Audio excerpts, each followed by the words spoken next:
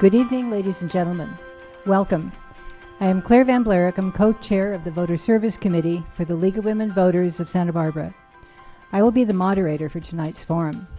The League of Women Voters of Santa Barbara and the Santa Barbara Goleta Valley branch of AAUW, the American Association of University Women, are sponsoring tonight's forum for the candidates for mayor and city council for the city of Goleta. We're coming to you live from the boardroom of the Goleta Union School District, whom we thank for their cooperation in making this space available to us.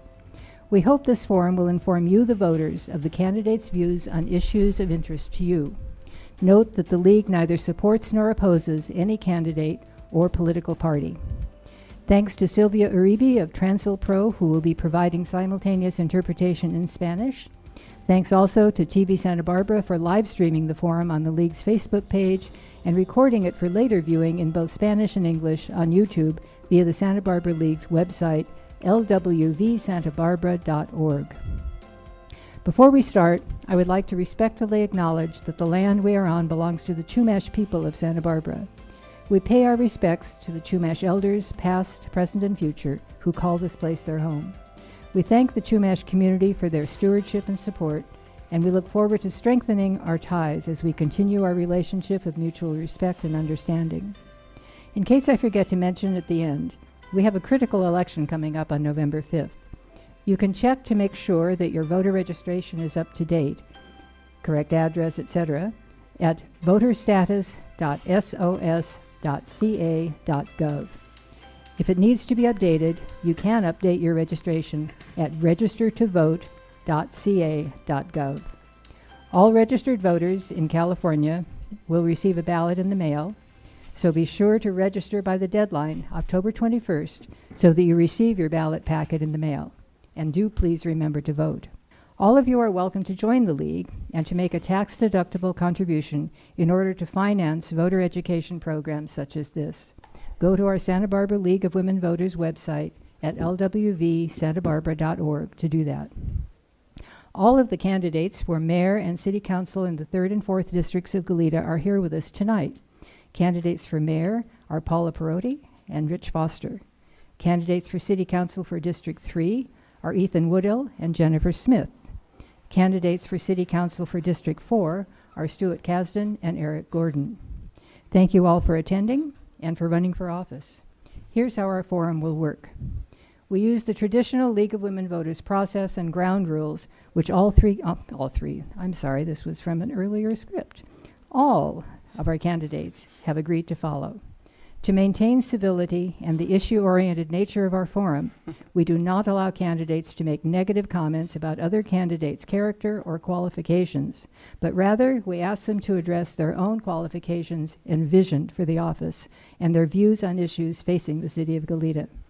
We remind you again that this is not a debate, but rather a forum to allow candidates to give forth their views and qualifications. First, each candidate will make a brief opening statement of up to 2 minutes. Then I will ask them questions from our prepared list, giving each candidate a maximum of 1.5 minutes, 90 seconds, to answer. We will rotate the order of responses. Most questions will be posed to all candidates. There will also be a few questions that will be specific to the mayoral candidates and a few that will be specific to the city council candidates. A League member will be operating the electronic timer.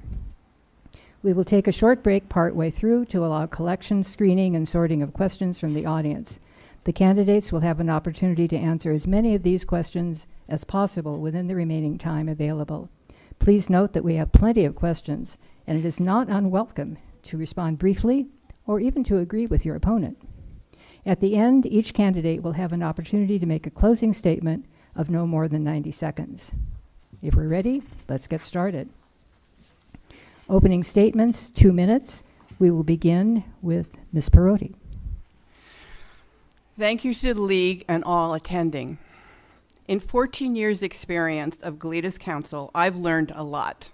I've learned that progress requires listening to a wide range of interests, ideas, needs of our diverse residents and businesses, and reaching consensus. I've also learned a key Key to governing is understanding that Goleta is not an island. We're surrounded by an alphabet soup of special districts and agencies. We have GWD, APCD, SBCAG, and more, plus other jurisdictions affecting Goleta abound, such as county, state agencies like UCSB, HCD, and Caltrans. For some strange reason, none of them simply bow to the will of Goleta's mayor or council. It takes trust and relationships to succeed. Why? Because most of our big challenges like transportation, water, traffic, housing, and homelessness are regional. So progress depends on regional cooperation. And when sudden events occur, fires, oil spills, COVID, working together is critical. So I've learned that endorsements really matter. I'm endorsed by the entire City Council, Supervisors Capps and Hartman, and who represent Goleta, and regional leaders, including State Representatives Hart and Limon and Congressman Carbajal. I've also earned endorsements from the Deputy Sheriff Association, firefighters, Central Coast Labor Council, Sierra Club, and more. These regional organizations representing first responders, our working families, and our environment are key to Goleta's success. Their endorsement now show that I'm the leader they trust and want to work on regional challenges and opportunities. Thank you now, and I hope to, between now and November the 5th, I hope to earn your endorsement and your vote. Thank you. Thank you. Mr. Foster, next. Good evening, and thank you for coming tonight. I'm running for the middle of the road, no preference party as a candidate. This should be a nonpartisan election. It's not an election that should be driven by national issues or by party platforms, but it should be on the basis of what serves our community's needs the best. Personally, I want to curb spending. One of the strategic goals of our city's finance office is to explore ways to increase tax revenue. Now the City Council is considering doing a vertical joint powers agreement whereby bonds for their various projects can be passed without going to the voters of Goleta. Increased taxation is not the answer to our city's overspending. We voted to raise the sales tax rate by 1% on B 2022. How did that work out for fixing your roads? Do we need a $32 million train station we're building? Or is a $50 million San Jose bike path a reasonable use of our expenditures? It's time for the voters to say enough is enough. The best measure of a success is not necessarily what was undertaken, but what the city failed to accomplish during their budgetary processes. Are your roads and sidewalks in better repair today? No. Has Old Town been improved by the restriping? In my opinion, no. Why has the Lake Los Caneros footbridge not been replaced after 4 years? Or the Cathedral Oaks crib wall and the bike path not repaired after 8 years? After 14 years, where's Fire Station 10? And this is at a time when our city's rezoning for hundreds and hundreds of new units in Western Goleta. After 16 years, what happened to the Western Goleta overcrossing? They voted to take that money away from Western Goleta and put it into the Old Town projects. This was a bridge that would have helped relieve congestion at Stork and Hollister, one of the worst and most dangerous ones in our city when it comes to car accidents and bike accidents. Time. Thank you. Next, Mr. Woodill. Let's talk about qualifications. What this means to the current city leadership, what this means to me, and what I feel qualifications should mean to you. Our current city leadership values someone who can hit the ground running because they know the way things work. I believe the way things work isn't working for you. I've been the El Encanto Heights Goleta kid riding his BMX bike to 7-Eleven to buy Bazooka Joe bubblegum. The kid from Brandon, El Rancho, Goleta Valley Junior High, and Dos Pueblos. I'm the local boy who played youth football, soccer, basketball, baseball, wrestled, and rode BMX. I am the boy riding his 10-speed over Glen Annie Historic Overpass. I'm the volunteer umpire who chalked the fields at Dos Pueblos Little League for 6 years. I'm a 26-year hospitality professional. I worked my way up from a busboy to a manager at Bacara. Within our community, I have been a coach to wrestlers and ball players and have striven to be a mentor to young men and women. I am your neighbor. As your candidate, I'm doing my research. I do my homework, and I show up. I believe in sweat equity. Now, I want to be your voice on City Council. We all have an important place in our community. As a community member, my goals are to listen, to be an effective advocate for you, to spend tax dollars judiciously. Thank you for your time, and I appreciate your support for all the members of District 3. Thank you. Next, Ms. Smith. Good evening, everyone. Thank you for being here. You could be out watching football, but you're here today, so thank you so much. My name is Jennifer Smith, and I am a candidate for Goleta City Council District 3. For those of you who don't know me, I've dedicated my career to community service. I first came to the area before Goleta cityhood to attend UC Santa Barbara, where I graduated with honors. I went on to attend UC Davis School of Law, earning a JD with a certificate in public service. I've been a licensed attorney for 17 years. For most of my career, I've worked as a civil legal aid attorney, representing families, seniors, and survivors of domestic violence in critical legal cases. Those cases involve safety, shelter, and family well-being. Since 2018, I've served as executive director of the Legal Aid Foundation of Santa Barbara County, leading a nonprofit organization of over 20 employees and managing a $3 million budget. I love calling Goleta home. I have lived in Goleta for 12 years and with an additional 5 years in the region, and my spouse and I recently became homeowners. So we're deeply invested in what happens in District 3. For the past 7 years, I have served on the Goleta Planning Commission, and I am committed to our community's vision in the general plan. As a commissioner, I fought to protect creekside setbacks, advocated to make story poles a requirement for large projects, and helped shape Goleta's very first historic preservation ordinance. I'm running because I want to ensure that District 3 has a representative that has our shared values. I will fight for our environment, for affordable housing for our neighbors and workforce, and to promote the safety of kids going to and from school. This is an important election. I would be honored to earn your vote. Thank you. Next, Mr. Kasdan, please. Thank you. So these are clearly challenging times. They're challenging times for Goleta as well as the nation. Some of the issues that we have are really going to be very significant in what the community looks like in the future, especially something like the housing element and how we implement that and how we incorporate the questions of how do we control about congestion, protect the environment. How do we ensure that we have adequate, affordable housing when this is implemented? This is also partly our role as kind of a bird dog, if you will, on the county's implementation. The county is proposing massive amounts of housing in and around the city's boundaries, and how well we can do in kind of controlling or at least guiding that action is going to be critical. We also have other issues that require some knowledge and understanding, like the airport. How well are we able to implement some measures that'll reduce the noise from the airport? Or homelessness. What can we do as these laws change in order to ensure that we reduce or eliminate homelessness in our area? I have the experience. I've been on the City Council for 8 years now.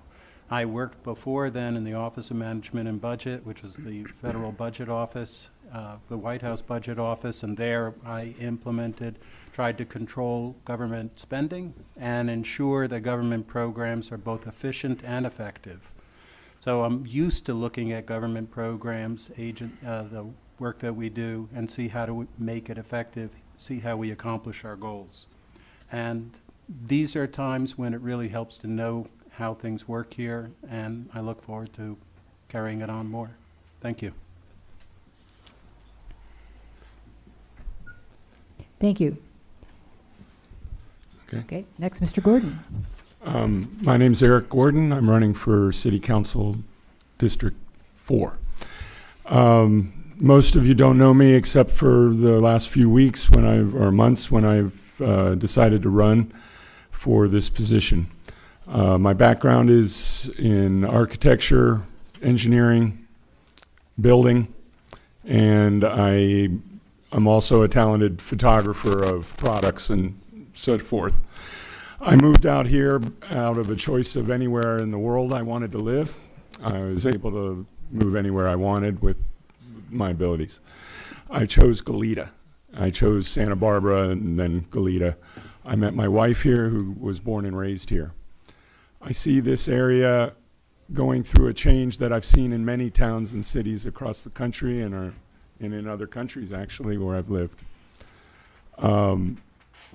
It's going in a direction I don't want it to go in. It's going in a direction that I've seen before. Specifically, Alexandria, where I grew up, was small and wide open town, and it became overrun with development and traffic and so forth. I don't want to run for city council. I prefer my particular professions, but at some point you got to get in there and make a difference yourself. You can't just complain about these things, and I've decided to do so. I also feel that spending is out of control in relationship to how large this town is. This is a small town. I moved here because it's a small town. I love it because it's a small town, and it's on its way to becoming a large town that has very little soul. And I know what the outcome of that is. Thank you. We will now go to our first question, and each candidate will have 90 seconds to answer each question. In rotation, we now begin the first question with Mr. Foster, and the question is, what do you see as the biggest problem facing the city of Goleta, and what would you propose to do about it? That's a tough toss-up between what the county's doing with housing and with our capital improvement projects. But over the next 5 years, our capital improvement projects are underfunded by $140 million. And the city's figures were that all the capital improvement projects were underfunded by $470 million. This is not sustainable. Grants are taken, and they sound like a great deal, like free money, with very little coming from us, and then the costs start going up and up and up, which is how, say, the San Jose Bike Path went from $20 million in grants and $2 million from the city to $30 million from the city and $20 million in grants. We need to get control of this. The way to get control is start returning some of the money. Short term, it's going to hurt because we'll have to give money back, but in the long term, it'll leave us in a position where we can fund our roads. And so the grants, I think, is the biggest threat to our financial health. Thank you. Okay. Thank you. Same question, Mr. Woodill. The first portion of our California Constitution discusses inalienable rights. Among these are enjoying and defending life, liberty, acquiring, possessing, and protecting property, and pursuing and attaining safety, happiness, and privacy. We have, in my district, District 3, over 1,600 proposed units in and around my district. That is, if you do not count ADUs, a traffic and parking bomb ready to go off. This compromises the safety of my youth. This compromises the safety of my residents. This also impacts their quality of life. We have homeless issues, but for most part, this amount of housing being put into one district is over a 25% increase in housing. This is not feasible. It's not walkable. It's not rideable. It's not transit friendly. If you had a gallon of ice cream, you could not get it from a shop back to your home without it melting. All the goods and services are on the other side of the freeway. All the jobs are on the other side of the freeway.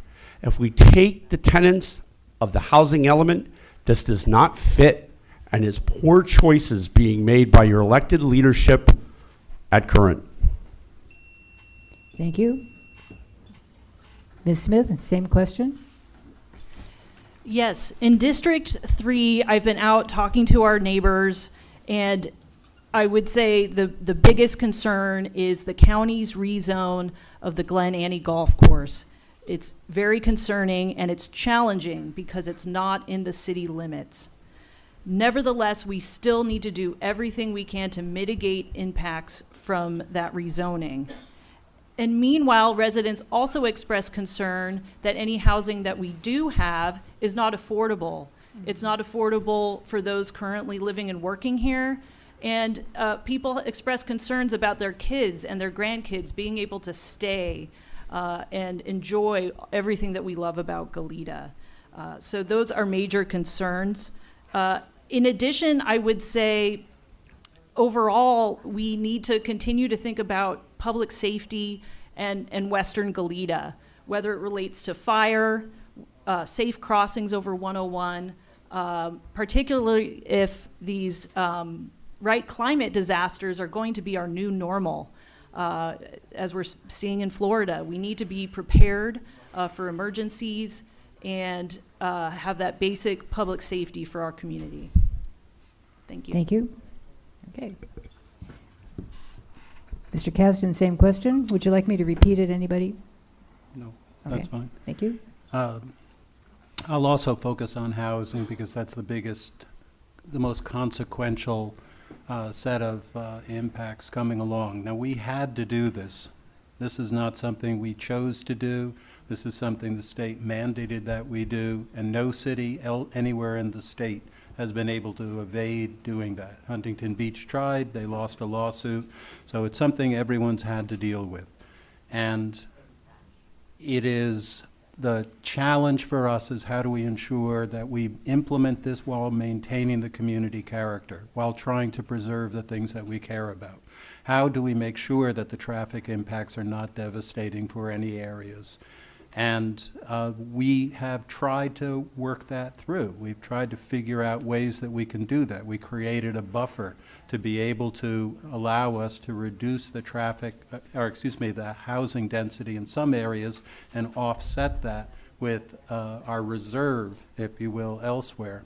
So we're working on that and trying to ensure that we can preserve the community character as we go forward with housing. And as Ms. Smith mentioned, as we do this, we also want to make sure that the housing that's brought in is going to be affordable. And that, too, is going to be a significant challenge, but I think we can do it.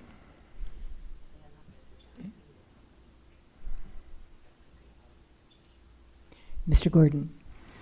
Yes, I think it's the main issues facing Goleta are going to be affordable housing is kind of a misnomer. This is a destination area.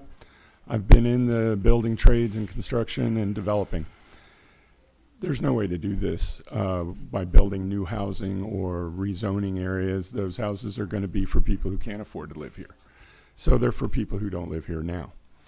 The only way I see it is to work with, the county and the state laws to fulfill whatever their mandates are. Try to push back against them in any way we see fit. But probably promote housing for workforce is going to mean people who make under $60,000 a year. It's going to mean housing that rents out at about $2,000 a month. And the way to do that is with ADU construction, using the existing homes that are here now. The other problem I see is spending just off the charts on issues that I keep getting told the city got this for $1 million and they got $20 million from the state to do it, so we should do it. And these add up, these projects. And they're not as important as putting the money away, not taking on the projects, not taking on the strings from the government, and trying to keep the small town character of Goleta. So I see that as my big issue with Goleta, is losing its small town character, losing its wide open spaces. And that's my position on it. Okay, thank you. Well, considering your opening statements and your answers to the first question, the second question is sort of in. I'm there. Oh, I do apologize. Okay, Ms. Perotti, please. Thank you. Thank you. We're off to a rocky start, but things will improve. It's okay. Well, I agree with several of the speakers on housing. You know, the housing affordability is a problem that affects so many of our folks. It affects communities. It affects the diversity in communities. It affects folks that want to be able to live where they work and not have to commute back and forth to work, and then they're not part of their community. So affordability is a big one. And also public safety. You know, public safety is more not just about fire, and it's not a big concern, but we need to make sure that our residents are safe. Fire Station 10 was mentioned, and we're ready to go on Fire Station 10. We just do not have the funding for it. So, you know, we also have to protect our environment. That's so important, and I think we're doing a pretty good job of making sure that oil isn't here anymore. They've closed piers. They've the 421 has been shut down, Holly. And we're opposing oil being transported by train or by truck. So, you know, I think the big one for me is the housing and how it affects so much of our population and what we can do. And as far as the housing, I'm sorry. Time. Okay. Well, as I was it's hard to get it all in a minute. As I was saying before, when I obviously blundered, the next question is following along in much the same line as your earlier answers have been, and it is this. Has state legislation intended to make local governments plan, zone, and permit affordable housing gone too far? How do you restore home rule over land use and still meet statewide affordable housing goals? And for this, we begin with Mr. Woodill. We are holding on to property that's commercial and industrial zoned for tech businesses that we don't even have the housing for in the first place.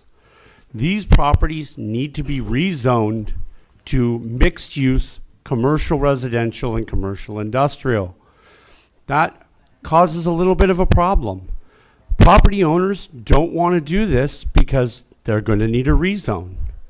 Rezoning is going to bring tax implications. We need to get these property owners out of bed and into bed with us. We need to bring them, wake them up, show them that we can bring them 100% occupied rent rolling property. That is something that property owners can see as a value. We need to put businesses on the bottom that are owner operated, locally owned businesses that benefit our economy. We need to have our citizens have affordable units in those properties. We also as well need to spread our housing out more organically, reducing the traffic impact, reducing the impacts, and also allowing people to be able to shop without having to go out beyond their location. We can also use these businesses to share parking between day and night use. Thank you. Ms. Smith, same question, please. Yes, I know that residents are concerned and worried about the state mandates. And in practice, the concern is that the result is not factoring in people of all income levels. The market rate housing doesn't consider that. We end up with luxury housing and housing that's not affordable for our community. And in addition, I actually, the Glen Annie Golf Course is a good example of areas where the state had certain intentions, but we ended up the county rezoned and went beyond the urban boundary into the open space. One thing I did as a planning commissioner is that I supported our inclusionary housing policy to be applied to new rental units. And what that means is that 20% of rental units in all large projects need to be deed restricted affordable housing, both for low income people and moderate income people. And so that ensures that for any project moving forward, it'll need to meet that standard. These are definite challenges for our community, but we need to do what we can and what's within our control to ensure that the housing meets the needs of our residents. Thank you. Mr. Kasdan, same question, please. Thank you. So what we faced in the last round was that the state mandated that we could not use just infill housing, that is housing that's already within the city limits, that's already got, that might have some development on it. What the state mandated was that we had to use vacant land. They required vacant land from willing sellers. And what that did was it forced our hand in terms of which lands would be eligible. We no longer had control over a planning process, no longer could choose which things made sense to us. So one thing that we need to do, there's two aspects to this. Number one, look ahead. We want to be ready next time as much as we can, have identified areas and figure out ways so that we won't be caught in some situation where we can't have lands that we think make sense be acceptable to the state. So work ahead. We have made assumptions before, as did other cities, about what might be appropriate. But the other thing, too, is that as we implement this current housing element, we've got to be able to show the state what they call progress. And that means we have to be able to figure out how to develop or produce affordable housing. And that's going to be the ADUs that we have. That's going to be small units. That's going to be the different types of inclusionary housing. We're going to do everything. Mr. Gordon, same question, please. Can you repeat the question? Certainly. Has state legislation intended to make local governments plan, zone, and permit affordable housing gone too far? How do you restore home rule over land use and still meet statewide affordable housing goals? Okay. Yes, it has gone too far. I'm not sure what the legal ramifications are of challenging it. I believe it's providing housing or forcing housing, mandating housing in an unequal treatment under the law to people who make over $250,000 a year or more. And so possibly a legal remedy might be to challenge them on that basis. The next thing is that not working, pushing back against the state in the way that they are doing what I see happening all the time, which is they're putting the cart before the horse. They're trying to build the housing, and they're not building the infrastructure, they're not building the roads, the parking, the electric, the water supply. All of these things need to come before you put in a lot of houses. If you don't do that, you end up with massive traffic jams, safety issues. There's a lot going on in that regard. So I think that would be my answer to that question. Okay, thank you very much. Ms. Perotti. Thank you. And I agree. The state has gone too far. And I've said this on many occasions that although well-intentioned, possibly, it's a cookie-cutter approach that's not going to work. We can't fight it. We've looked at other cities that have and have lost a lot of money, millions of dollars in legal fees. And we just can't do that. And it would be irresponsible of us. Although what we can do is make sure that we hold developers to maximizing the affordables. We want the affordables, right? But minimize the impact that those affordables will have on our community. And that'll be a challenge, but I know that this council is up to that challenge. Thank you. Okay. Mr. Foster, same question, please. Many problems with the state mandate. This is not the only area where they're encroaching upon local control. And down the road a piece, we may see a lot of cities get together to campaign, maybe against Mr. Newsom's plan for 3 million housing units when we've lost 1 million residents. But the problem with their program is it doesn't consider infrastructure, it doesn't consider water supply, it doesn't consider utility supplies. They just say, here's the number for affordable housing. But it's not affordable housing. Their definition of affordable is big by design, whereas it's not necessarily economically affordable housing. ADUs can provide us some housing, bonus density can bring us some housing, but if it's not somehow rent controlled on those portions, you're building housing that takes more uses from the fire and the police department than you get in property tax. I would favor that on ADUs and for bonus density that there be a limited period of time where there's a rent cap on it, where you're going to have to prolong out before you can recoup your money from it. Otherwise, it's pointless just to build more market rate ADUs. That's silly. It's ridiculous to allow a developer to build bonus density units if they're just going to be market rate. The goal is to get economically affordable housing. I think that's one way to do it. The state is out of step with things, and we need to do everything we can on the local level to push back at the voting booth, if nothing else. Thank you. Thank you. Our next question, we will begin with Ms. Smith, and the question is, what is your view of the long-term financial health of Goleta? What do you propose to do to reduce costs, maintain infrastructure, and provide adequate services? Taxpayers have a right to be concerned about the budgets of their city government, and I think the city of Goleta should be commended.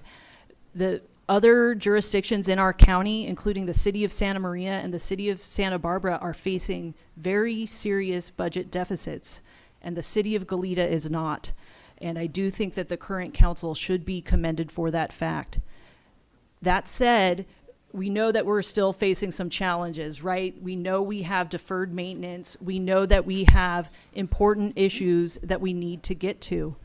So I think that that will be challenging moving forward, that we need to have a plan to ensure that any backlogs in terms of maintenance and infrastructure is addressed. And I know some people have seen that that's already been happening in terms of road repair. So I know people are relieved to see that being started. And what we've also seen is that some larger projects have had cost overruns with some of the inflationary pressures of the last few years.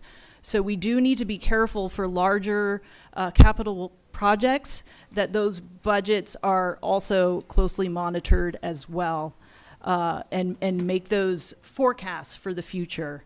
So I think all of those things will put pressure, and we need to be cautious moving forward. Thank you. Mr. Kasdan, same question, please. Thank you.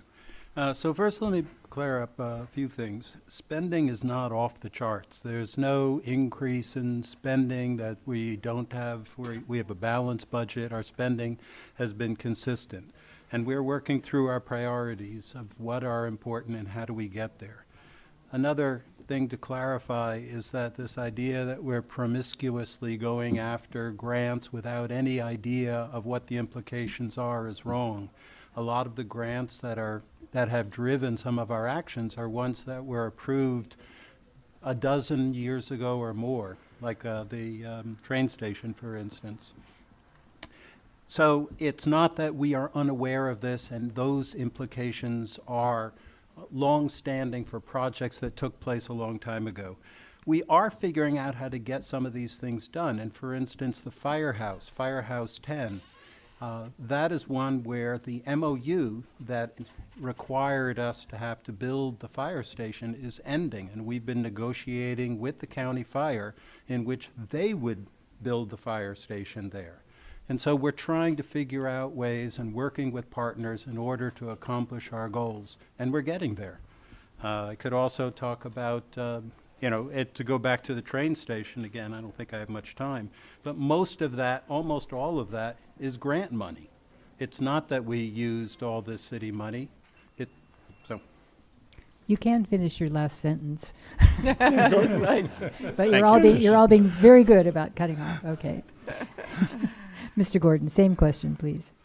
From the way I see it, we do have if not a spending problem, you've got a priorities problem. The priorities seem to be things like a train station a fire station, which I approve of, but it's 16 years now in the making.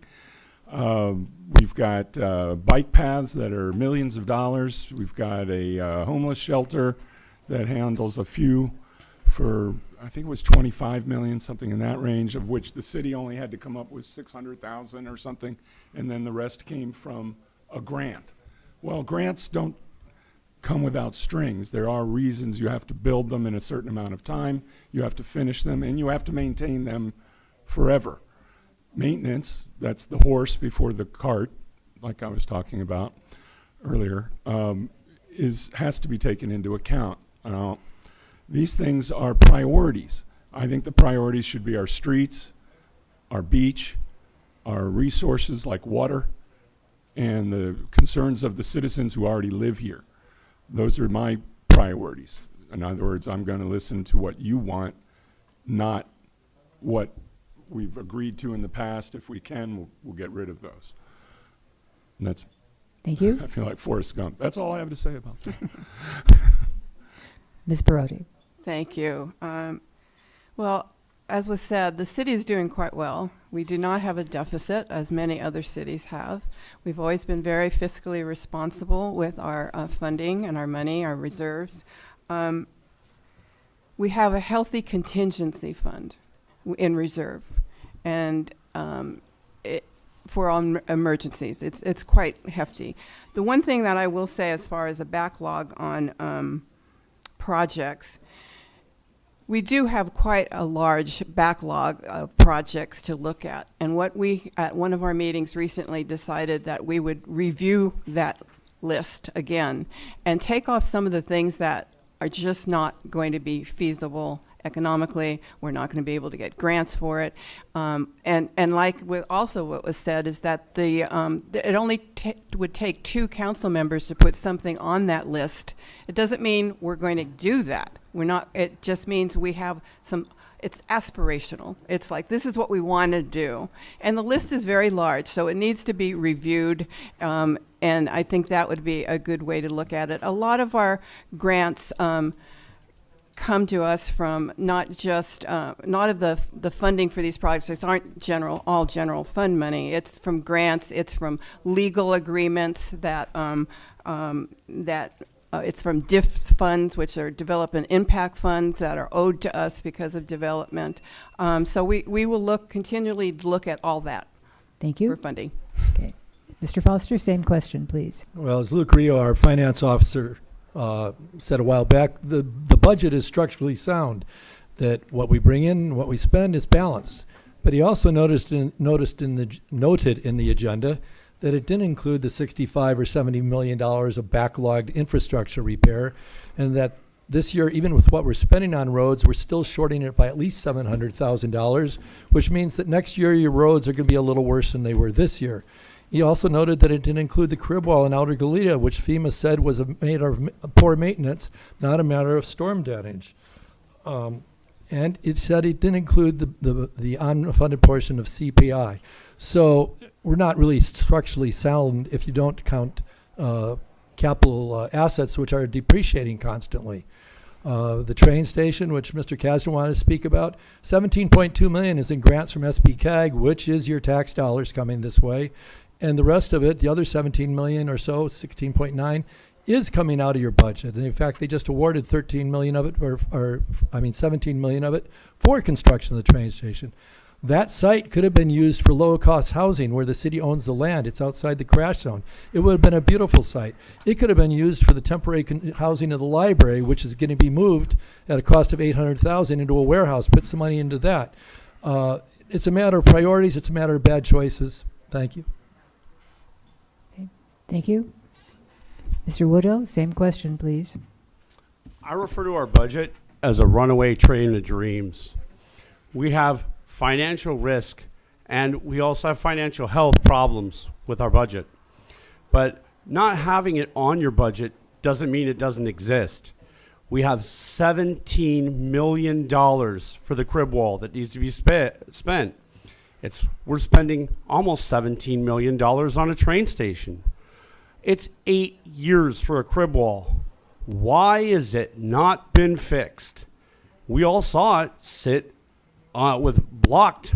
It's a major arterial roadway. If we had a mudslide or an issue, nobody's getting out on that road. When we looked over our budget, I was there at that meeting. We cut nothing, okay? Our roads backlog. We fund 60% of public works. We don't percent 100. We have cost overruns with change orders. We'll have them on the train station. We need to monitor our projects, but we have an overrun on Old Town. That's what caused $8 million to leave my district to pay for the restripe. We need a more balanced budget.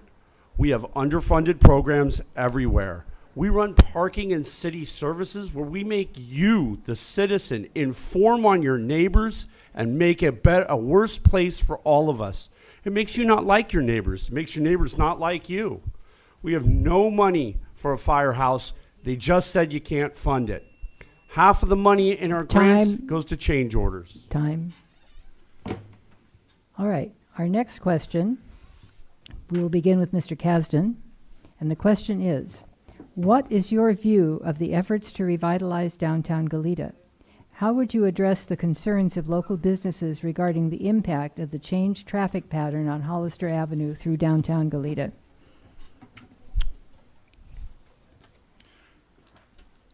So our goals with the restriping and the Project Connect. Project Connect had 3 components to it. It has a roundabout, there's the Equifowler extension, and there's the restriping. Concurrently, at the same time, rather redundant, is the fact that Caltrans was also putting in the bridge on Hollister. So we had all this going on. So our goals for the project were, first, maintain circulation. Second, it was to increase traffic safety for pedestrians and for bicycles. And third was actually to help businesses. And in doing so, our goal was to try and offset the environment that's here associated with the challenge from remote sales and online vendors. And what we're doing, so for businesses in particular, we just passed a measure to provide for promotion of businesses in downtown. And we're going to see, as far as we'll be listening, we'll be attentive. We put in, as far as the lane restriping, $1.5 million or so.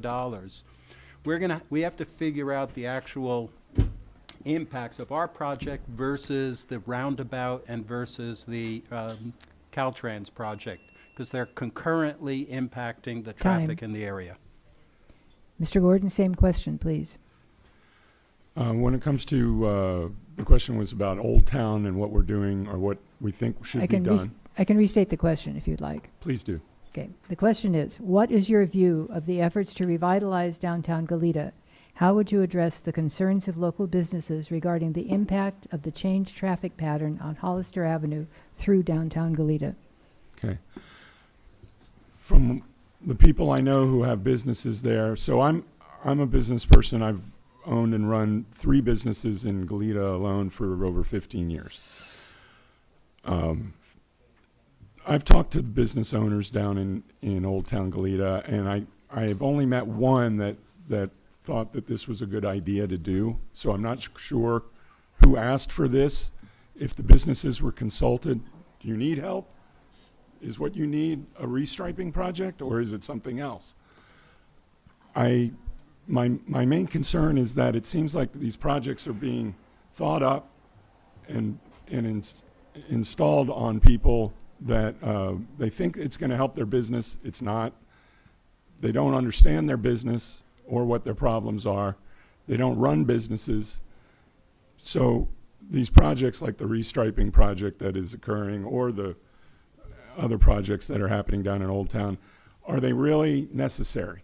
What are the priorities for this? Are we helping the businesses, or are we coming up with projects to do and then we have to get them done by a certain amount of time? It seems to me that restriping project was a bad idea. Okay, mistakes get made. Just undo it and stop doing that. Thank you. Ms. Perotti. Yes. Well, the Old Town, as you called revitalization, I like to call it investment. We're investing in Old Town was for a lot of different reasons. We, over the years, have had 2 parks put in. We've got community gardens, flashing beacons, and, you know, what we're trying to accomplish in Old Town is the safety for all modes of transportation, whether it's your cars, it's your bikes, or pedestrians. As far as the business will definitely do better with this project. We realize the frustration that businesses must be having with the slowing and the traffic right now. But that's usually only at peak hour. During the day, there's no traffic. But it will help them in the end because it will provide more parking spaces for them. It will provide 90-minute parking so that people can't leave their cars out in front of the stores all day or for days. So that's a problem that was happening there. It slows cars down. And most importantly, this project will take people out of the flood zone. The widening of San Jose Creek, they will now not be in a floodplain. And that will decrease their insurance and their property. So this helps not only businesses, it helps the residents. So this project was not to do damage to Old Town. We wanted to help Old Town and invest in Old Town. And these were the projects that we thought we needed. And yes, we did them all at once. Time. Mr. Foster, same question, please. I disagree with the word revitalization. It somehow implies that Old Town has been a failure. They've always had a very good return on their sales tax numbers. They've had a very low level of vacancies on the street. This is something that the Chamber of Commerce dreamed up with one time to sort of tell people that there was a problem in Old Town. The city has put a lot of stuff into Old Town that has improved the quality of life with the parks, the skate park, the splash pad, the community gardens, etc. What they failed to do is provide any parking around it. So now you have 3 low-cost housing developments all on the park that are fighting for the available spaces. In Old Town, the way you help the businesses, especially on the eastern end, is you restripe the center lane so that it becomes a turn lane anywhere you want. Right now, it's very limited. You can't turn left into places. You're not supposed to turn left out of a lot of places. If you go right, you get to the next street, it's a no U-turn. The next street's no U-turn, no U-turn. So you got to go around the block to go the other direction. I've talked to business owners who say they've lost customers because they find it just too hard to get to the store. This is a simple fix. The city already restriped part of it so buses could get out of the community center. If they continued that further down, I'm not talking about everything. I'm just talking about one section that will help business. Telling businesses that wait and see what it looks like in next March is not an answer to help them. That so far a lot of Old Town looks like a jobs program for traffic engineers. Thank you. Okay, Mr. Woodhill, same question, please. The Equifowler project came before we were even a city and was outdated by the time we're 10 years past. Parking for days on end was a city problem due to lack of enforcement. Could have easily been solved if we would have taken active enforcement measures and made changes in our parking policy. We're having parking overruns in West Campus of Goleta. There are people on the western end of Goleta that border UCSB who have horrible parking problems where students take up their parking. People are offering to buy their driveways for $2,000 for a quarter. I've been a cyclist in San Francisco, San Diego, and Santa Barbara. My carbon footprint's better than anybody. I spent 10 years without a car. So people telling me, we make jokes in this council about people in spandex. I've been in spandex. I've run. I bet anybody on this council hasn't done that. We're not attentive. We're not listening. We're not adapting to our business owners. We have caused major harm to them. And now we're taking out business licenses and we're giving them allegiance. We're basically taking money out of your pocket to fix it. What are we doing? Okay? Businesses are in fear of speaking out. Okay? We're using old traffic data from before 2014 and running around with it talking about people being dragged down the street. It's not incorrect. It's not ethical. And we're not having good metrics because we have 2 single influences on what we're doing. Time. Thank you. Ms. Smith, same question. Yes, there is a lot of community concern about Old Town right now. both for residents and businesses. And as a person, I run a nonprofit business, but I understand the challenges that business owners face. And in terms of where we are now, looking back, I think there was missed opportunity for proactive communication related to the project. A lot of discussions started pre-pandemic, and I know because I went to those meetings. There was community outreach, but we had the pandemic years. There were delays, and I think that there was a lot of communication that was missed during that time. That said, we have to deal with the reality. There's been contracts that have been signed. And I don't think we can simply just undo the striping because we still have the bridge replacement at the far end. And so there is still that bottleneck that happens on the eastern side due to the bridge replacement, which is really critical infrastructure that needs to be done. So I think it's important that we consider the reality. I think some tweaks and adjustments would help, and I know that the city is committed to considering those adjustments. They've already made some. And so I hope that will continue in the coming months, that we make those adjustments, and also look at community solutions. It doesn't just have to be government. Thank you. Okay. All right. The next question, we will begin with Mr. Gordon. And the question is, the Goleta Valley Library will be closed for approximately 2 years beginning in April next year for much needed upgrading. What do you see as the best solution for providing critical library services during that period? This is a tough one. My wife and daughter love the library, and I was told that it's going to be, there hasn't been enough maintenance done on a regular basis to that library in 50 years since its creation, so now it has to be closed for 2 years, or up to 2 years, I assume. As somebody who's built things, if you don't have the money, then you're going to have to do without a library for 2 years. I'm sorry, you have to do maintenance to buildings. This is part of a yearly budget that you should have had in place the entire time. For 50 years, you should have been making these adjustments to the building and doing this on a regular basis. I have no answer to this. This is a problem that I see endemic to the entire area. They build things, and then they have a ribbon cutting ceremony, and then they forget about it, and 20 years later, there's problems. There's the usual fixes that have to occur: plumbing, roof structure, electrical maintenance, foundation, and these things have not been addressed, and all of a sudden there's a big crisis. I love the library. My daughter and wife hate me for saying this, but I think don't spend any more money on it. Get it fixed. Do what you got to do.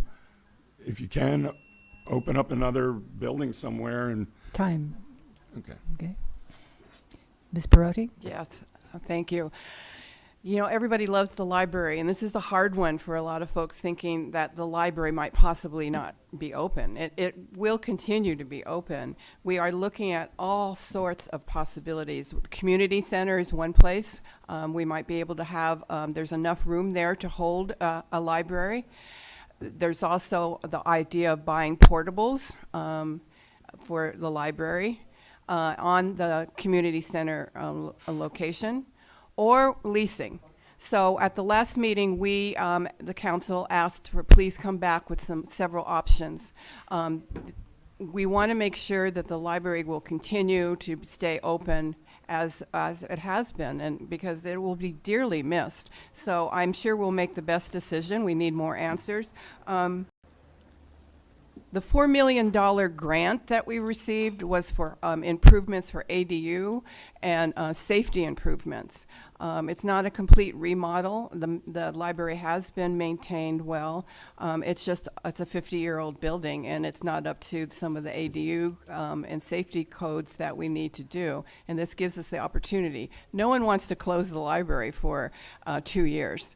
So this council, I can assure you, will keep the library open, and we'll find the best location for it, and we'll make sure that our community is able to access books.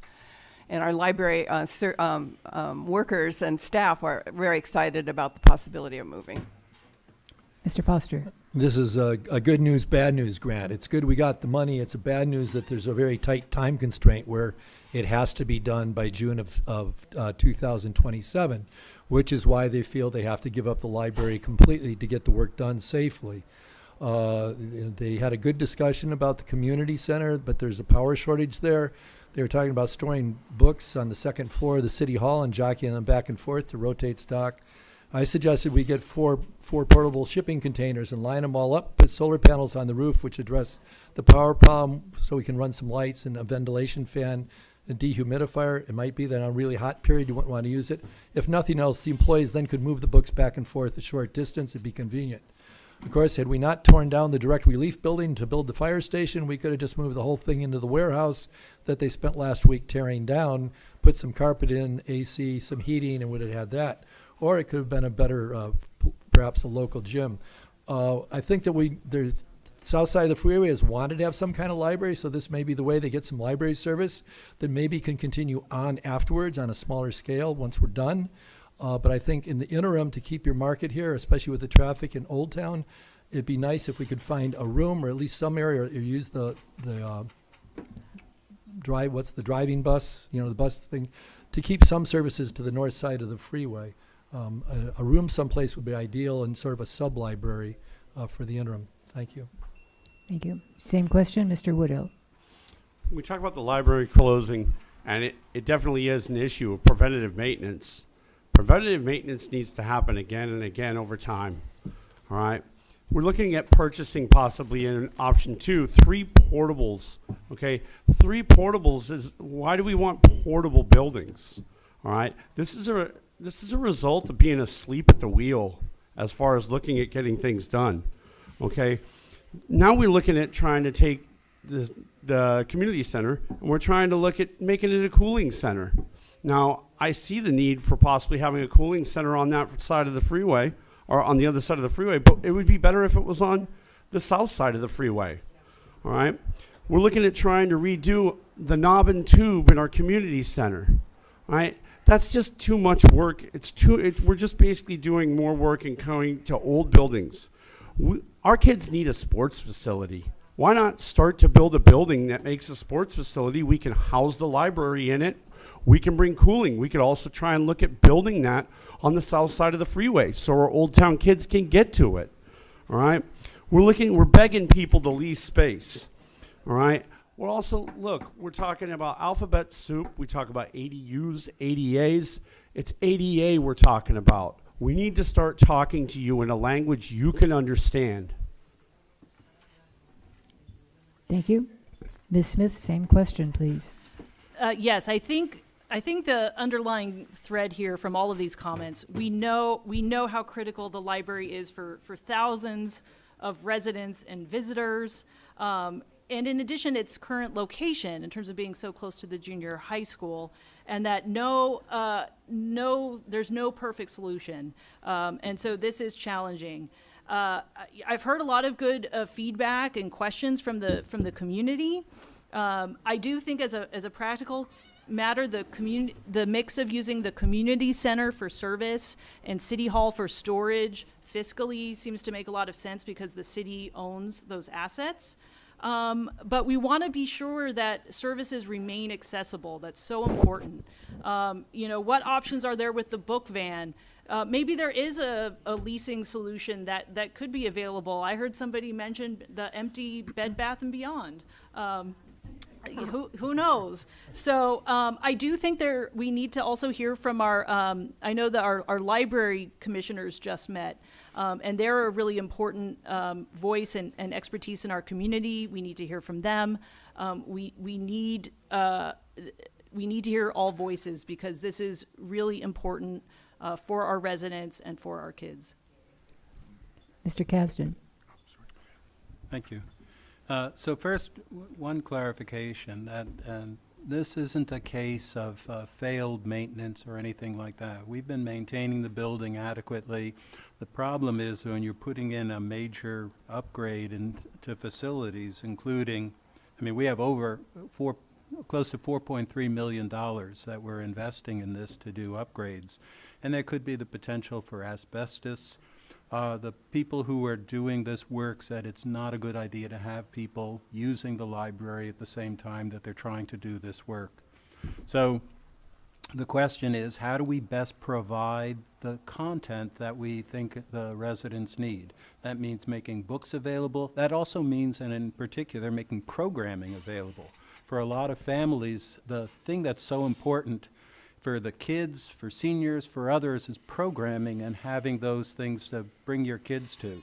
And we'll look at different physical locations, whether in the community center or other locations, but we know what the goal is, and we're going to try and figure out a way that's cost effective in order to accomplish those goals that we have in mind. And it'll be a limited period of time, and we'll have a great library as a result afterwards. Thank you. Okay. The next question will begin again with Ms. Perotti. Okay. And the question is, how would you improve communication between Goleta city government and its constituents? How would we prove? How would you? Sorry. I'm sorry. Okay. How would you improve communication between Goleta city government and its constituents? Well, that's something I'm very proud of the city and what we've been doing. We first started out with a public engagement commission, and on that commission we have folks that wanted to figure out, help us identify and make recommendations to the council on how to get more people involved. We started by nighttime meetings. They recommended that. We said yes. They also said that they would like to have a more engagement with I'm trying to think of what it's called. It's the LEAD. It's an academy where our public can come in for 6 weeks, once a week. They come in and they learn all about the different departments at the city, and it's been very successful. We've also done we're Spanish interpretation at all our meetings now. All our literature is translated, and so I'm very proud of the work that we have put in, and we will continue to ask the Public Engagement Commission what else is needed that we can do to bring more people into City Hall, but more people, and Zoom. We have Zoom now, so more people can participate on Zoom. So I see us working more in that direction and doing more. I absolutely think we can, I think public participation is key to our success. Thank you. Mr. Foster. Well, if you want to pack City Hall, just get something really controversial on the ballot. I mean, that's about the only time it packs out. You know, Pogo said, we've met the enemy and he is us. The city has done a great job of outreach with the community, both on their websites, with their coffee clutches that they've had where city members, city staff are out at Elwood or Brandon or wherever around town. They've done those regularly. Coffee with Cops. I was at one the other day. Unfortunately, it was Stuart and I and not too many other people out to do it. So I'm not sure how you motivate people to get engaged, because week after week you see few people at city council. I don't know how they do on emails from people, but they have done a lot of work to get people engaged. And all you got to do is follow when the really hot button issues come up. You'll see a lot of engagement. Thank you. Okay. Same question, Mr. Woodill. One of the things of public education or public engagement is youth communication. Right now we have a problem. We have entrenched leadership, and entrenched leadership doesn't show much respect for the other side or for the public as far as I'm concerned. Now, we had a restriping on Cathedral Oaks. There was supposed to be, as the council asked, public engagement so that they could talk. They're supposed to poll the public. They didn't. Now we have 2 bike paths going down. We have back-end angle parking, and I have on one section where there's parallel parking the joy of riding my bicycle and being doored on either side. I could get a door from the driver. I could get a door from the passenger. All right. We need more youth involvement. Okay. Youth involvement in our government gets fresh voices, fresh opinions. It brings in people. I'm probably the youngest guy showing up at city council meetings at current, except for a few people who actually work for the city. All right. I have seen nothing. I spoke about derelict vehicles. I saw an email go out. I saw something get done about it. I saw them get towed. But you know what? Follow through. Where is the follow through? The vehicles came back. Nothing got done. Nothing followed through. We blocked curbs. We blocked storm drains. We dropped pollution. Follow through. Ms. Smith, same question, please. Yes, I think the city is doing a lot of really good things about communication, and I urge residents, if they're not already signed up, the city has a e-newsletter where people can get information, and so I think that's a good start. In addition, I know some of our commissions have youth commissioners, and it's a great way to involve youth in our city government. I do think we could do more in terms of community engagement. For example, partnering more potentially with our schools.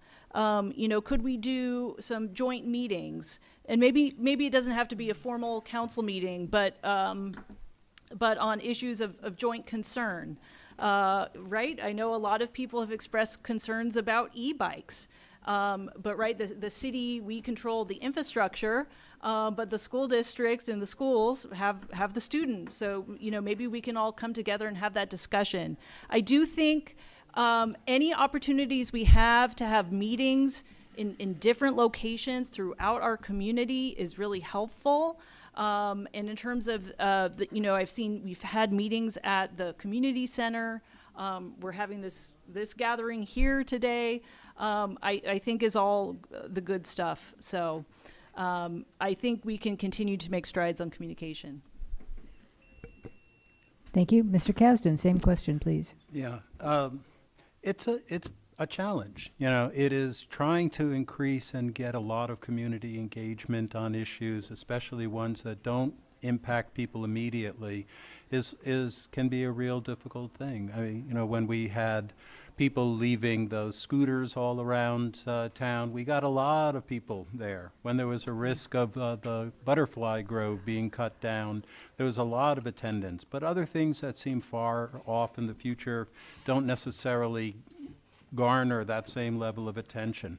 We did establish the Public Engagement Commission with that goal of trying to encourage more public participation. We also do use email and all those other tools. I've been wondering about the potential for something like neighborhood councils. If the city were to help develop neighborhood councils, some small, not elected, but some appointed members of some sort, but as ways in different districts, for instance, to give feedbacks to council members. I guess the point is, that's just an idea right now, but the point is we will and we should continue to explore how best we can motivate and how best we can interest the public and get what they care about and find out how to improve the product that we provide. Thank you. Okay. Mr. Gordon, same question, please. Yeah, I as far as I can tell, the current city council has been trying as hard as they can to get their messages out through the usual channels like email and having meetings, regularly scheduled council meetings. I think if you really want to get to the bones of it, people don't want to go to these meetings. They would rather do anything, rearrange their sock drawer, than go to a city council meeting and discuss some esoteric thing that doesn't apply to them. So if you want to do it, if you really want to get people engaged, you got to give them something. You got to put on a fireworks show. You got to have a movie night. You got to, and the price of admission is you got to sit for 20 minutes like at a timeshare and listen to the people discuss what their problem is. And then they can go watch their movie. They can watch the fireworks show. They can get free donuts and hot dogs, whatever it is. That would be my suggestion if you really want to get people involved. Okay. Thank you very much. We are now going to pose a couple of questions just to the mayoral candidates and a couple of questions just to the city council candidates. I'll begin with the city council candidates, and Mr. Woodhill, will start with you. And the first question just to the city council candidates is, the Goleta City Council has responsibility for the entire city, Yet each city council member also represents the people of his or her own district. How will you balance these interests? Everybody has a place in our economy. Everybody has a place in our economy. I grew up here locally. One of the places I just got my haircut at the Edge on Hollister. Xanthia Crispin's the owner of the business. I used to be her coach for wrestling over 20 years ago at Santa Barbara Junior High in a program I ran. We patronize local businesses. We help. I worked in the hospitality business for 26 years. I know from the dishwasher, from the preparador, from the line cook, all the way up. I've worked every one of those spots, so I have a knowledge of where they sit and where they sit in our community. I grew up as a wrestling coach talking to the youth of our city. I know where they are. I know where their parents sit on issues. I have an understanding of being a citizen in this community for over 50 years. It means that I can actually speak to what people's challenges are all the way across my city. A city has a history, it has a soul, it has an identity. It's not a municipality except in some forms, but we need to have our own identity, our own soul. We need to start looking at that and paying attention to our history and our rich history and rich diversity of all the citizens of this town. And every one of them has a place in my city. Thank you. Ms. Smith, same question, please. Yes, I've heard some neighbors as we go through this transition to district elections express both enthusiasm and concern about our new setup. And so one thing I think I bring to the table is that because I've been serving as a city planning commissioner for the last 7 years, I've become versed in citywide issues. All of these issues that we've been discussing here this evening, you know, whether it's our local infrastructure, our housing element, the library, all of these, you know, safety issues, crossings, speed limits. These are things that impact all of us as residents of Goleta. And importantly, too, you know, council members represent Goleta residents on regional boards and commissions and committees. So council members will have to be that voice as well. And at the same time, we also want to have somebody who has the experience and knowledge to be able to forward the issues and concerns of the district. And so it is a balance. I love living in District 3. You know, we have some of the best. We've got Evergreen Park. You know, we've got the Frisbee golf course. I love the things that make our neighborhood unique and special. So it's a balance, but I think I have the skills and ability to do both. Mr. Kasdan, same question, please. So I guess there's two ways to look at it. First, there are local priorities. There are things that affect one particular district differently than other districts. For example, in District 4, we've got the airport that affects that area more so than District 3, for instance. So the impacts of the airport noise is really something significant and something that's a priority. The Elwood Mesa, obviously. Likewise, Firehouse 10. What we do with that. Those are things that are really going to affect that particular area. On the other hand, there are issues that affect the broader community, housing issues, homeless issues, and how do we do that? I don't want to see, and I try and avoid that zero-sum game kind of attitude to look at how do I look at my district and screw your district or something like that. I'm not going to do that. I aim to try and figure out how a mechanism, for instance, or a process that seems fair. We look at the highest, you know, benefit cost rather than say what's in my district, or, you know, so what is the best public benefit for the city as a whole.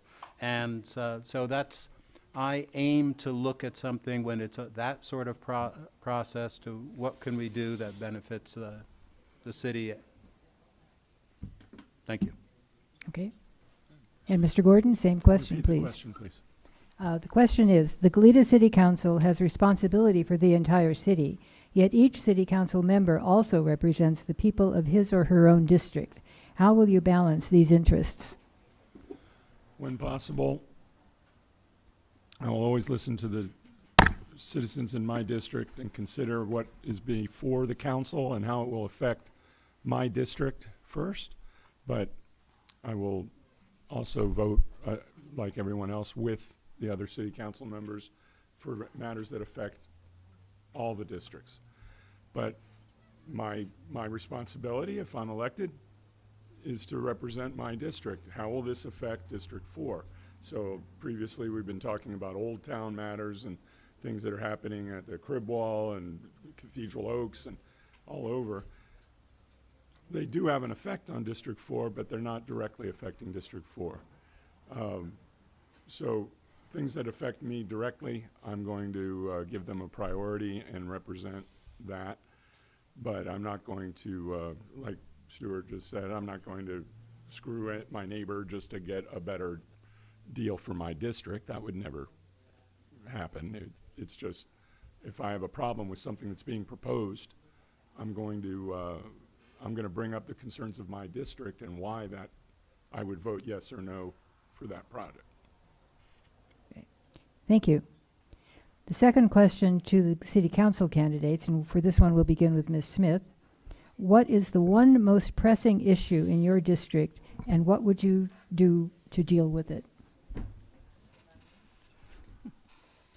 Oh, we have a lot of pressing issues in our district. It's hard to pick pick one. We have to fix the crib wall. It is such a critical piece of infrastructure. It's the pathway, in and out of our community. We've already experienced what happens, when that area is closed. And so, I know that the city is exploring various options for how to fund that, grants and other things. So we need, it's going to be challenging, but we need to address that head on. And then over the long term, we need to have that plan for the maintenance so that we don't come into this position again. So having the long-term maintenance, and then also having a plan for, we know that storms and disasters and things make everything in terms of our infrastructure worse. And there's ways that we can get help with that, but maybe we're at the point now where cities need to be a little more proactive in terms of that planning. So that's an absolutely, critical piece that we have to address. Thank you. Mr. Kasdan, same question, please. So happily, we just finished the road on Phelps and restoring that road, and that had been brutal for a while. So I'm pleased about that. So enhancing the pavement and maintaining our pavement, that's a big one across the city, not just ours, but at least we got Phelps done. Airport noise would be something that comes up all the time whenever I talk to residents. It's especially there are people who are woken up at 5 in the morning or late at night, and for those people, it is not just a sort of a irritant. It's really damaging. And finding a way, we've had good conversations with the airport director, and the goal is to look for some ways to incentivize the airlines to use the existing noise abatement corridors that'll get them from going across the whole Elwood area and enable people to sleep. I also think that we've been implementing a big restoration project on the Elwood Mesa, and we had such a big die-off of trees, and bringing back the monarchs is a big thing, and we have restored the population significantly, and to continue to do that and have trails that are restored and the habitat restored, it's going ahead, and it's very exciting. Thank you. Okay. Mr. Gordon, same question, please. Yes. Sorry, once again, repeat. Oh. What is the most pressing issue in your district, and how would you plan to deal with Pressing issue in the district. In my district, I would have to say it's parking overflow.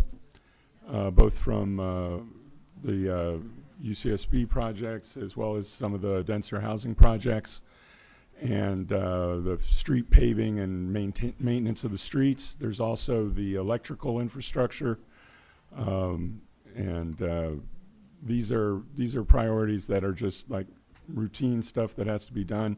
Yes, they did finally pave Phelps, which was great. But I talked to the crews that are doing it because I use it every day, and you know, it wasn't a deep fix. I think we're going to be looking at it again in about 2 to 3 years. But that is neither here nor there. They did fix it, and that's a good thing. But Pacific Oaks now needs it. Elwood, there's a lot of places that need it. And I want to make sure that those are my priorities. Thank you. Mr. Woodill, same question. I think it's housing for us. First of all, you're going to have 1,000 units on the Glen Eddy development proposed. I know DP staff and parents both oppose this, and it's a great concern to the safety of their children. We also have Kenwood Village that's on a fast track to try and be put together. It's got a CEQA, a California Environmental Quality Act report, that's base is from 2006. All right.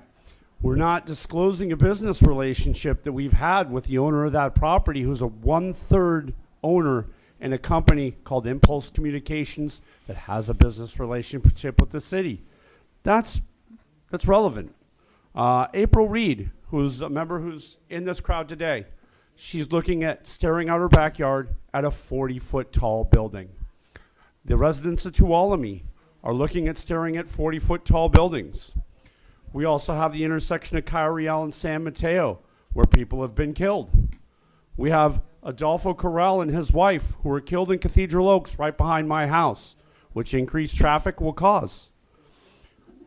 I give the mayor a commendation for looking to take speeds down, but that's not the full solution. Also on Cathedral Oaks, we did a cap and seal on my side of the road. It's not a down and back. It's not good enough. All the base and the product for all our new developments is going to come out of Elwood Canyon. Thank you. We'll now turn to the mayoral candidates, and I have 2 questions for you. And we'll start with Ms. Perotti. How would you describe the job of the mayor of the city of Goleta, and how is it differentiated from that of other city council members? It's busy. The mayor is responsible for setting up the agenda and running a meeting and, managing 4 other council members at the meeting, which we're lucky we have a council that get along great and are respectful to each other, and we get things done. I'm the face of the city for fun events. That's the regional ribbon cuttings, but I'm also the person that goes to all the regional SB-CAG, that's Santa Barbara County Association of Governments, MTD. So I'm responsible for a lot of the regional meetings and then bringing back the information to the full council.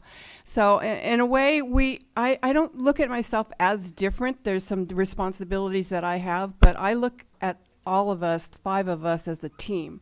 We work together very well. Not any one person is more important than the other. So I always try to be fair with the council with presentations, that if I know they want to present a proclamation that's important to them, that's something that I will agree to.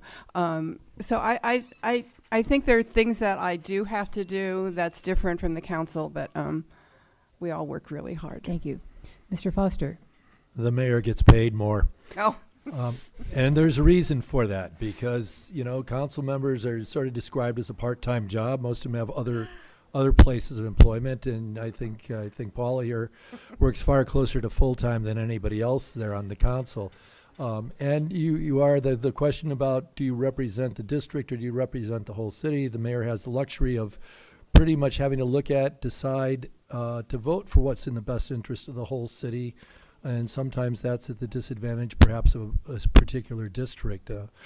The mayor also is sort of the point of the sword for when the community is unhappy. I imagine more email complaints go to the mayor's office and they have to dispense this and pass it around. They also have to be the cheerleader for the city in terms of promoting Goleta as a fun, happy place where we all get along. So there's more to it, but there's less advocating for an individual part of the city than for overall policies of the city. Thank you. Thank you. Last question, and again, you are very welcome to be as brief as possible since we're running low on time. And we'll start with Mr. Foster. How would you describe your leadership style? Dictatorial? No. Yeah. Humorous, obviously. Yeah, I have ambitions. Now, I used to crew yachts and stuff, and you put 6, 7 people on a small yacht out in the ocean under adverse conditions, and you better learn how to manage people and get along with them. I was first mate on a couple different boats, the larger being 120. That's when you learn some people skills, especially if you want them to go along with your agenda. You have to convince them that it's their idea. So I think the one thing you're working towards is sort of, it doesn't necessarily be a unified consensus. If you can get that, that's lovely. But you do have to take in the consideration, and then if it's 3-2, you go with 3-2. You don't have to back up on that. I think that listening to people is really important. I love to talk. It's important to. The mayor's laughing about that one. But also I think it's important to hear what people are saying, and I think I'm pretty good at picking that up. And so I would see that's some of the most important issues. Thank you. Ms. Perotti. Well, I'm a little bit different in my leadership style. I like to listen a lot and talk. So we have a great council. So, I will continue to say that we respect each other, and I am very responsive to hearing what they have to say. I usually go last on my comments because I want to make sure that I understand what their concerns are, what their suggestions are, and of course, listening to the community. It's really important to me to make sure that the community is heard. That's why I encourage public engagement for more people to come in and tell us what they've heard. But for me, I think basically it's just I'm patient, I'm responsive, and I'm a good listener. Okay. And I smile a lot. I try. Thank you all very much.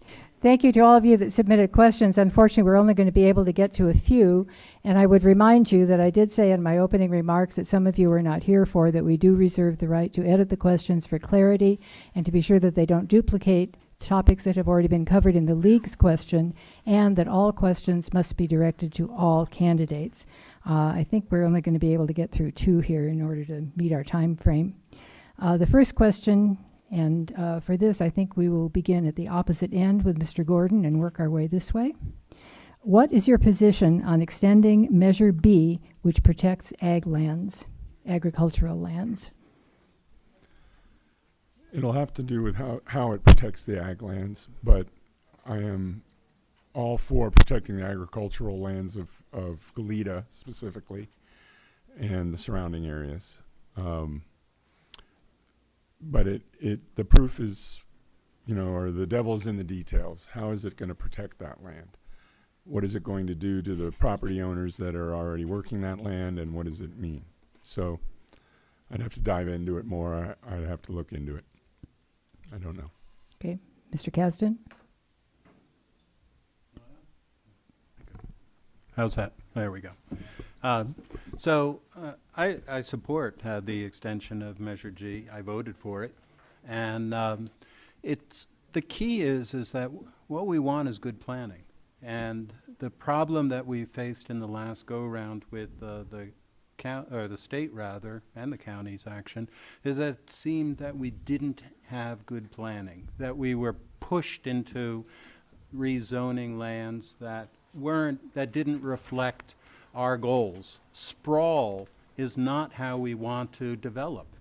And so the advantage of Measure G is it's trying to get us to set where we think makes sense for us to develop. Where do we want to see housing? It's not a statement against housing, and it's certainly not a statement against affordable housing.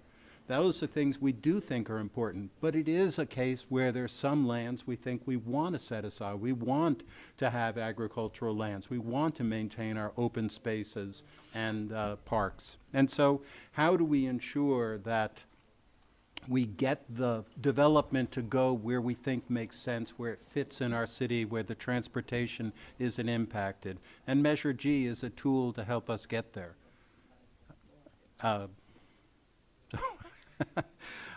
And, you know, as much as we can, as we go along, we're going to have to try and work with the county and the state to ensure that it is maintained and we do have, keep that urban-rural boundary intact.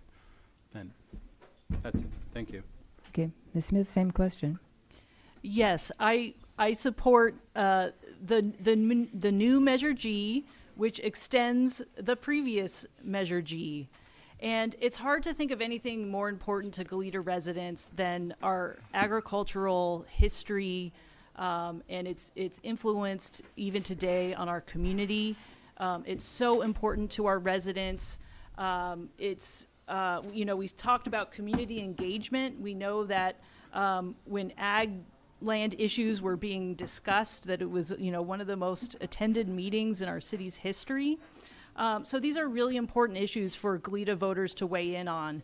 And by it being on the ballot, Goleta voters get to weigh in, and it allows flexibility. If there's some unforeseen circumstance down the line where ag parcels, if there's some critical urgent need where there would need to be a rezone, Goleta voters can vote for that.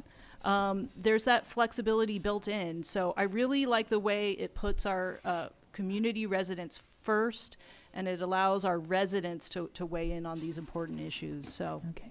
I do support the new Measure G, which extends the old Measure G. Very good. Mr. Woodhill. I think with Measure G, the only real property that applies is Bishop Branch. When we talk about environmental justice, which I was just talking about yesterday at the community center, it deals with healthy food. Right? We already have properties, like I said, the commercial and industrial properties, that we can deal with housing. We need to protect our ag land. It's part of our history, but it's also about providing good, healthy, local food. Farmers who are local matter. In the end of this, I just want to talk about something that's interesting, which is pampas grass. So if we talk about something in our history, we're going to talk about pampas grass in the CEQA, California Environment Quality Act from 2006. Joseph Sexton brought those seeds in 1872. They dried them at St. Raphael's in the Sexton House. All of a sudden, one parade, they proved flammable, and they caught up, and all of a sudden, we enacted locally prohibitions. And then we took a once thriving industry that died employing immigrants. Okay, the campaign to remove it as non-native and invasive showed up. All right, the closing of Dos Pueblos is like this as well. Times change, and if you don't know our history, how can you make good decisions about our future? Thank you.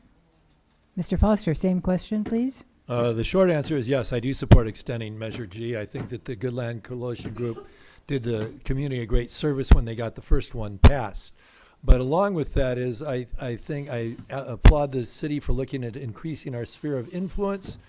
We need to have a whole South Coast discussion on where the urban boundary line should be, because the county's starting to take little bites out of the urban boundary line here, a little one there.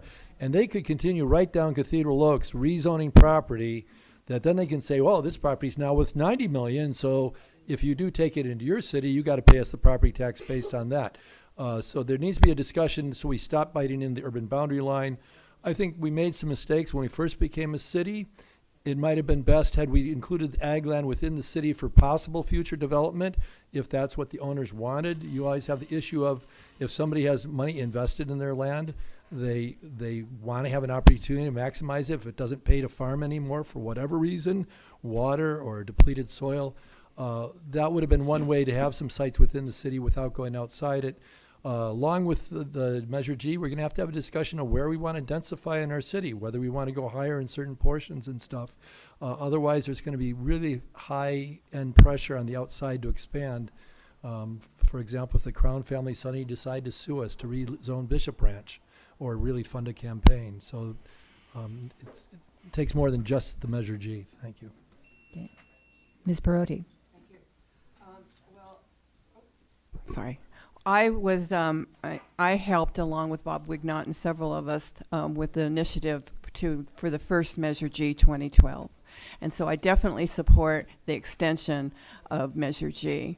I like the idea that I heard good planning. It is good planning because we realize that in 8 years from now, and when the state says we have to build more homes in a housing element, there is a carve out on that site that you could find something you really like and then take it to the community. But it gives the community an opportunity to vote on it. So it's good planning, it's flexible, there's a carve out. Once agriculture land is gone, it's gone. I definitely support Measure G. Thank you. Okay, this is our last question from the audience. And we'll begin this one with Ms. Perotti and go the other way. FEMA strategic plan states that that the number one goal for emergency services is to instill equality as a foundation of emergency management. How does Goleta plan to support and develop this idea? I'm not sure I understand the question. Is the strategic plan? From FEMA for emergency responses, I assume. Well, we work very closely with, we have a position at the city that's for emergency preparedness. And when there is an emergency, his name is Mike Barris, and when there is an emergency, and he will go off along with other staff members and meet with all the emergency headquarters and just come back with all the information. So I don't work directly with FEMA, but our staff does work with FEMA, and we also work with our sheriff's department and our fire on preparedness and making sure that folks are prepared for a disaster that might happen. So we do a lot of work with that, but yeah, that's how I'd answer that. Mr. Foster? I'm not sure how much interaction we have with FEMA except for when a storm ruins something, and then we start talking to them a lot. But the city has taken good steps towards preparedness. There's trailers, emergency supply trailers parked around. I see one over at the Camino Marketplace. The Marketplace. Yeah. There we go. Thank you. And we're doing that. With the city also has, as required, they have a risk management plan where they're looking at potential threats to our community, which would then you could go to FEMA and say, look, we're looking at the possibility of floods or the possibility of that. The one thing it doesn't include is the possibility of running out of water. And I'm not sure FEMA could help us with that one, but I think there's steps been taken and that don't have much to add to that. Mr. Woodill? Why don't we just help everyone? Does the disaster choose regarding equity? I get environmental justice, okay? We should look at our energy policy first. We are in a rare zone. It's called the Goleta load pocket, okay? That means power comes in one way, and that's it. It doesn't come from the north, it comes from the south.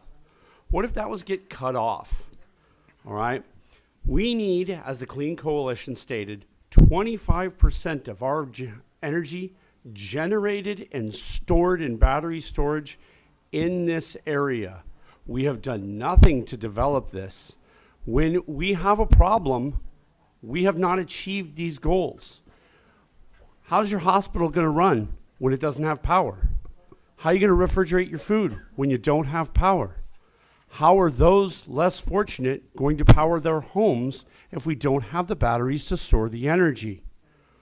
The Clean Coalition has given us those benchmarks. We have chosen not to achieve those, and we have let 3CE drive the bus on investment, and their investment has been to consume, charge. Where has been the local investment in our rooftops and our battery storage? Ask yourself those questions. Ask yourself if your power bill's any cheaper. Time. Ms. Smith? Yes, we have learned from disasters nationwide. I always think about Hurricane Katrina. We know that disasters have a disproportionate impact on certain vulnerable populations. Our city plans need to consider several different important things. We need to consider language. How do we ensure that messages are going out in English and Spanish or other critical languages in our community? How are we ensuring that those who don't have vehicles are able to, get out of the area or evacuate if they don't have a car?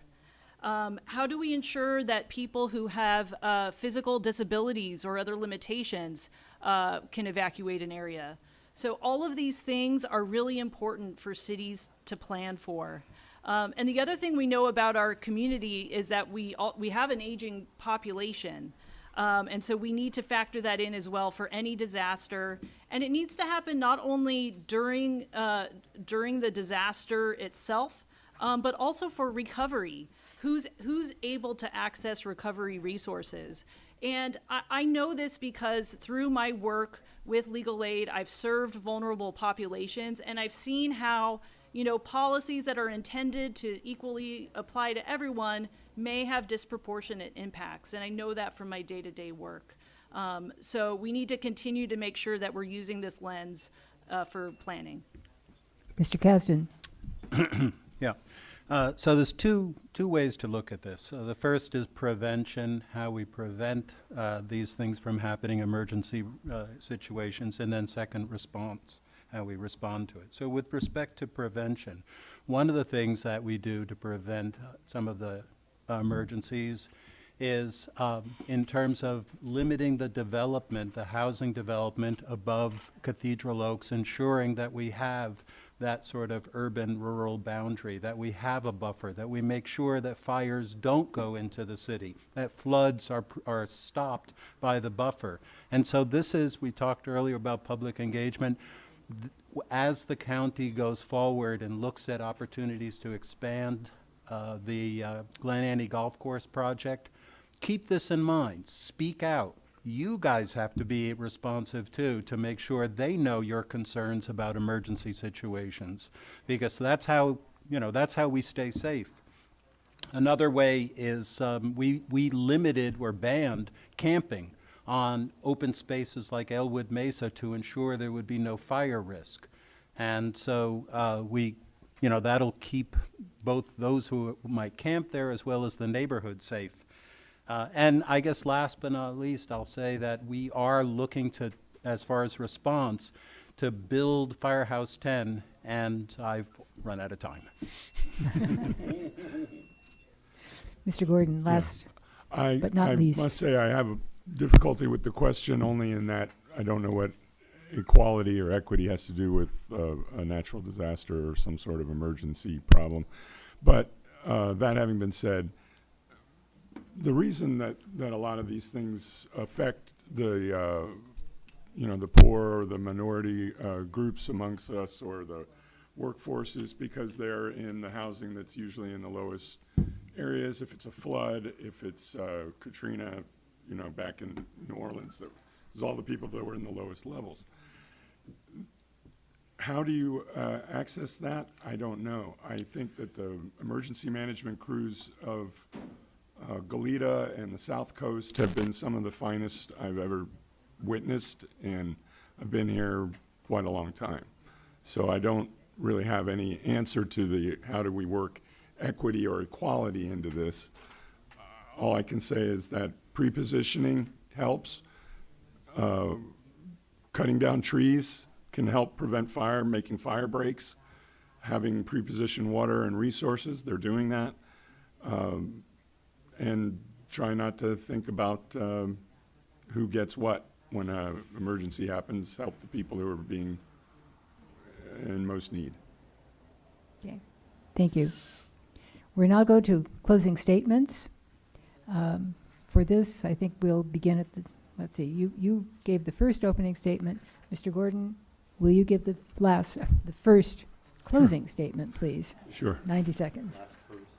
So in case you haven't noticed, I have no paperwork in front of me. I basically speak extemporaneously and just try to understand. It's mostly because I have none of the experiences that the people that I'm running against, like Stuart, have, or others, but also because I try to think of things the way I would handle them. And that's how I'll run in city, council. I use the experience I have running businesses. I have the experience I have getting along with people and marshaling people and machines together to get things done. And what I've stated before is I have absolutely nothing against my opponent at all. I just think that it's time for a change. You don't have people in office this long. If you like the way things are going, then vote for Stuart. If you want to change and you think, it's time, vote for me. And that would be my closing statement. Thank you. Mr. Kasdan? Oh, thank you. So this past weekend, I spent it at a reunion. I had been in the Peace Corps a long time ago. And so we had a reunion of the people who were Peace Corps volunteers at the same time living in the same area. And where, when we were younger, we would have been maybe gone out dancing or whatnot. But we're older now, and so people were showing pictures of their grandchildren and talking about cruises they might go on. But there was another thread to the conversation. There was a different thing that people also talked about, and that was giving back. They sought the opportunity to be able to give back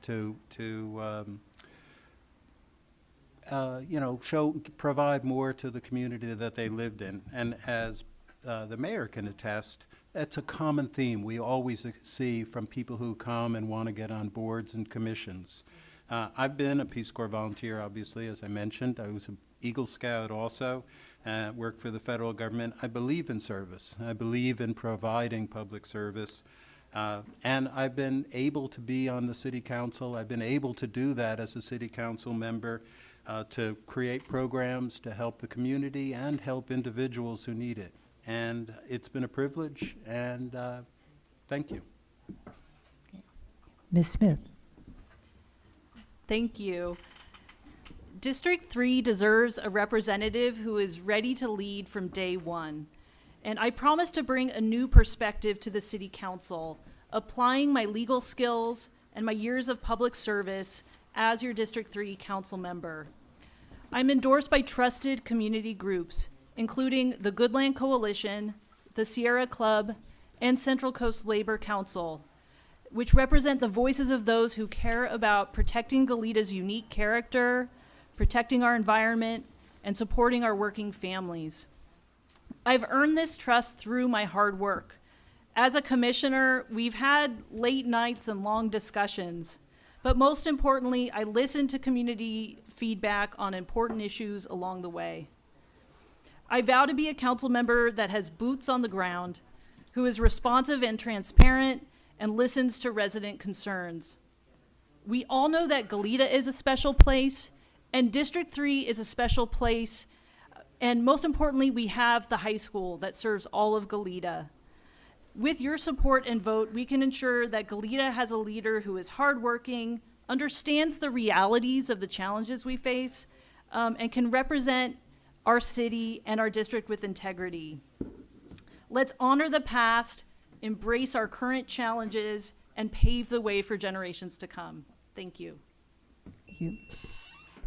Mr. Woodhill, your closing statement. Do you like what you see? Is it working for you? Are you tired of being in a small village outside the castle of Santa Barbara in the kingdom of Santa Barbara County? I want to stand alone with it. I want Goleta to stand alone with its own identity, its own history, and its own soul. Goleta is not a tech hub to rival Silicon Valley that will never have housing for its own people. A Goleta that isn't pandering to tourists, but a Goleta that invests and promotes the prosperity and long-term future of its residents. We need a Goleta that can see to the long-term needs to protect and keep safe its residents in respect to energy, public safety, infrastructure, and finance. I want a better, safer Goleta for you and your children. When Kenwood comes, who will defend you? I'll leave it at that. Thank you. Mr. Foster. A member of this audience one time told me that these forums are a little bit like weddings. You have the bride. Member of the audience told me that these forums are sometimes like a wedding. You've got the bride sides and the groom side, and everybody thinks they know which side they're on. But if you're not sure where to sit, I'm looking for the people that are centrist, sitting right up in the middle. And as a no-party candidate, I'm appealing to that crowd. For the undecided, I would say that if the condition of your streets satisfy you, if you support the way your tax dollars are currently being spent, and you don't mind higher taxes or indebtedness, then vote for the incumbents. If you think that our city needs different priorities, better choices, or greater financial discipline when it comes to capital improvement projects, vote for me, Rich Foster. Thank you. And thank you for sitting through all this. Ms. Parati. Thank you. Everyone up here agrees that Goleta is a special place, and we want to protect and preserve its unique character. It's such a wonderful place that more people want to live here, and more businesses want to set up shop here. Goleta's high desirability and quality of life is not an accident. It's the result of hard-fought cityhood and careful planning management during Goleta's young life. And it's also due to the hard work and determination by Goleta City Council, staff, and residents, past and present. I'm committed to continuing responsible, well-managed growth, even as we are forced to navigate the challenges of stringent state mandates. My fellow council members and I have been steadfast in pursuing our community's priorities, such as ensuring public safety, protecting our environment, supporting local businesses, and seeking more housing affordability. These have always been my priorities, and I'm proud of my record and leadership and all we have accomplished. I'm deeply invested in this community. My husband Peter and I raised our family, volunteered, and worked here. Serving on Goleta's council has been an honor. And now, after more than 40 years in Goleta, I remain committed to making Goleta a place we're proud to call home. With your help and your vote, we will continue making Goleta a better place to live, work, and play. Thank you. Thank you. That concludes our forum. I have a few closing remarks. If you would like to applaud the... Thank you all. Okay. Again, I would like to thank the Goleta Union School District for the use of this facility, to TV Santa Barbara for the video and recording, to Silvio Uribe of Transil Pro for simultaneous interpretation, our co-sponsors, Santa Barbara Goleta Valley AAUW, and the volunteers who helped with this forum. Also, thank you to the candidates for joining us this evening. We appreciate your commitment to serve your community. Thank you to everyone here and at home who has listened to this forum. We hope you found the program informative and useful as you prepare to vote. Finally, please make sure that you are correctly registered to vote and vote. Your vote matters. Mail-in ballots were mailed by the county beginning Monday, October 7th. You can then mail them in or drop them off at designated places. Information on where you can drop off your ballot instead of mailing it, the addresses of all the county's drop-off boxes, and the locations where you can vote in person if you so choose will be included in the packet of information that you receive with your ballot. Thank you and good night.